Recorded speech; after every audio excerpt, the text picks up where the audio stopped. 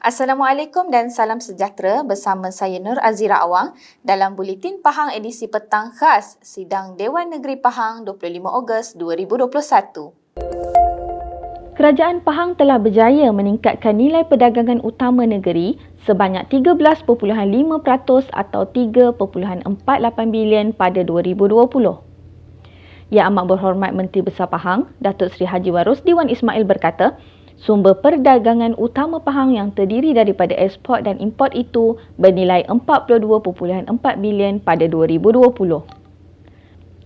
Beliau berkata demikian ketika menjawab soalan Ahli Dewan Negeri Ceka Yang Berhormat Encik Lee Ah Wong pada mesyuarat pertama Penggal keempat Dewan Negeri Pahang ke-14 di Wisma Seri Pahang hari ini. Datuk Seri Haji Warosdi berkata, terdapat 3 kategori barangan yang terlibat dalam ekspor barangan mengikut komoditi utama di negeri ini.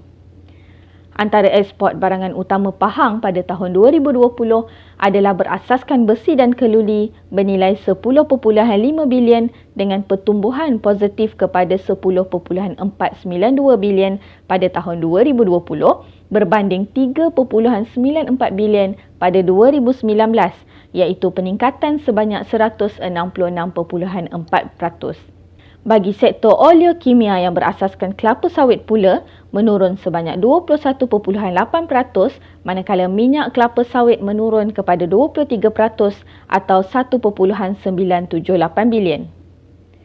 Manakala bagi barangan elektrik dan elektronik yang lain meningkat kepada 12.7% atau 863 juta dan keluaran petroleum bertapis juga meningkat kepada 16.4% iaitu 571 juta.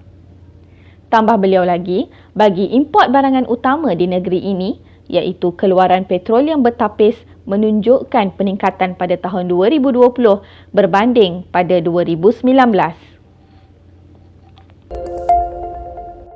Kerajaan Pahang memperuntukkan 18 juta ringgit bagi pelaksanaan projek mengatasi masalah kekeruhan di 3 loji rawatan air LRA di Sungai Semantan, Sungai Klau dan Sungai Bilut.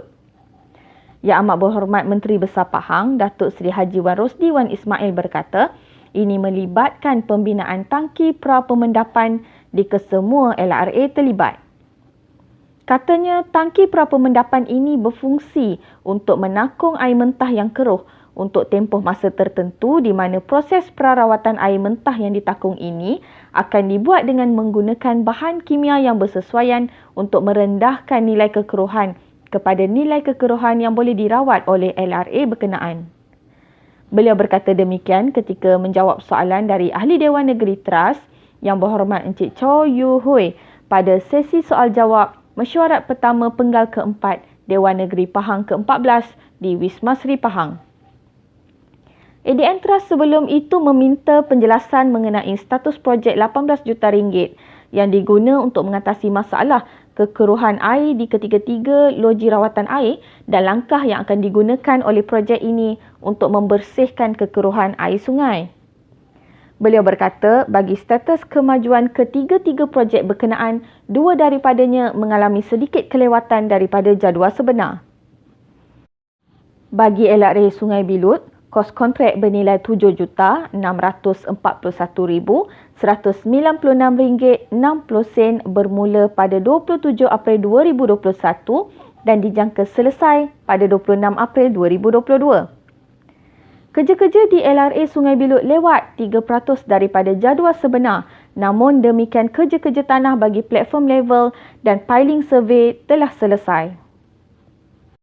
LRA Sungai Semantan pula, kos di LRA ini adalah sebanyak RM5,220,032 bermula 22 Februari 2021 dan dijangka selesai pada 27 Februari 2022 dan kerja adalah mengikut jadual. Kerja-kerja jalan keluar masuk, longkang, hoarding dan pembersihan kawasan telah selesai. Manakala kerja di LRA Sungai Klau, kosnya adalah RM3,408,300 bermula pada 22 Februari 2021 dan dijangka tamat pada 27 Februari 2022, namun berlaku kelewatan 4.42% daripada jadual asal. Kewujudan rumah rakit atau rakit stay di pesisiran sungai di negeri ini dilihat mampu merancakkan lagi sektor pelancongan, terutamanya pelancongan domestik. Pengerusi Jawatankuasa Pelancongan, Kebudayaan, Alam Sekitar, Peladangan dan Komoditi Negeri Pahang Yang Berhormat Datuk Seri Haji Muhammad Syakar Syamsuddin berkata, cadangan untuk mewujudkan rumah rakit di pesisir sungai adalah satu cadangan yang baik. Katanya lagi, penggunaan jenama rakit stay masih lagi dalam penelitian oleh pihak Kementerian Pelancongan, Seni dan Budaya Malaysia MOTEC yang bertanggungjawab mengiktiraf kemudahan penginapan yang ditetapkan. Konsep seumpama ini sudah pun dilaksanakan di beberapa tempat seperti di Rompin yang terdapat lebih kurang 50 rakit dan chalet yang memberikan lebih pilihan buat pengunjung untuk merasai kelainan menginap di darat atau di atas air. Beliau berkata demikian ketika menjawab soalan daripada Ahli Dewan Negeri Cenoh Yang Berhormat Encik Mujibur Rahman Ishak pada mesyuarat pertama penggal keempat Sidang Dewan Negeri Pahang ke-14 di Wisma Seri Pahang. Jelas beliau lagi, sebanyak 19 rumah rakit dan 18 chalet yang terdapat di Sungai Pontian dan 31 rumah rakit dan 15 chalet di Sungai Rompin. Selain itu, terdapat juga 2 hingga 3 restoran rakit di Taman Negara yang sudah pun beroperasi. Dengan kewujudan rakit stay ini pula, akan memudahkan lagi segmentasi terhadap kepelbagaian pengalaman pelancongan yang boleh dipilih oleh para pelancong khususnya. Berita itu tadi mengakhiri Buletin Pahang edisi petang bersama Unit Komunikasi dan Media Pahang. Teruskan bersama kami untuk mengikuti perkembangan mesyuarat pertama penggal keempat Dewan Negeri Pahang ke-14 malam ini. Ikuti juga kami di Facebook, Instagram, YouTube dan Twitter untuk maklumat terkini. Assalamualaikum.